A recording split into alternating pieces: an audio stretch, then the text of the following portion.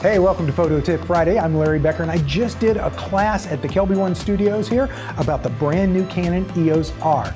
And it's a cool camera that has an electronic viewfinder. Now, since digital cameras first came out, one of the things we all love is being able to review our images right away. So a lot of us have automatic image review turned on. One catch when you have an electronic viewfinder. Let's say you're taking picture after picture after picture, and if you have image review turned on, those review images don't just pop up on the rear LCD, they come up in the electronic viewfinder. So I recommend with EVF cameras, go ahead and turn off image review. You can always push the playback button if you do want to see your images, but that way it won't block you from taking your next picture. That's it for Photo Tip Friday. Check out my whole class over exclusively at KelbyOne.